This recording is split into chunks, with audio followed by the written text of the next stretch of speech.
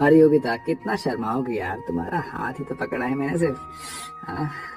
तुम्हें तो पता है कि मुझे ये सब शादी से पहले बिल्कुल भी ठीक नहीं लगता। और वैसे भी हम पब्लिक प्लेस में हैं। तुमसे कब से कह रही हूँ कि हमें अपनी फैमिली में एक दूसरे के बारे में बता देना चाहिए। अरे बाबा, मैंने ऑलरेडी तुम्हारे बारे में अपने घर वालों को बता दिया है यार, अब तो बस तुम्हारी बारी है। तुम सच कह रहे हो? I love you Aarav. मैं आज ही अपने मम्मी पापा से बात करती हूँ। योगिता आरव एक दूसरे के साथ पिछले 2 सालों से रिलेशनशिप में थे। योगिता थोड़ी शर्मीली किस्म की लड़की थी, इसलिए आज तक उसने कभी भी आरव को ठीक से गले तक नहीं लगाया। दोनों ही एक दूसरे के बारे में अपने माता पिता से बात करते हैं और कुछ ही समय में उनकी शादी हो जाती है। आरव तेरी चॉइस तो बढ़िया है यार। अगर मैं भी तेरी जगह होता ना, तेरे जैसे जवान होता तो बिल्कुल योगिता बहू जैसी लड़की से ही शादी करता। अरे जैसे ही क्यों, मैं तो योगिता से ही शादी कर लेता।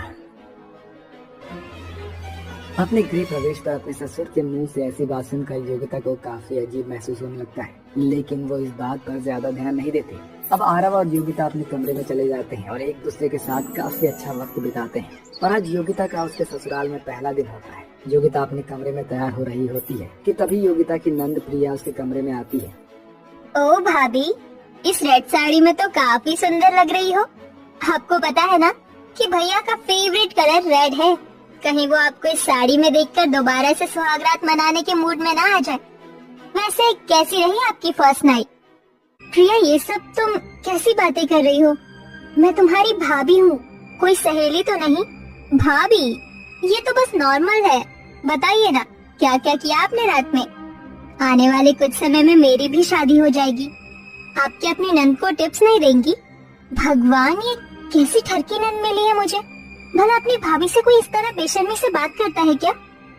दरअसल योगिता के ससुराल वाले थोड़े आजाद ख्याल वाले होते हैं, या यूं कहें कि थोड़े ठरकी किस्म के लोग होते हैं। घर में बहू आ जाने के बावजूद भी उन लोगों में जरा भी समझ नहीं थी।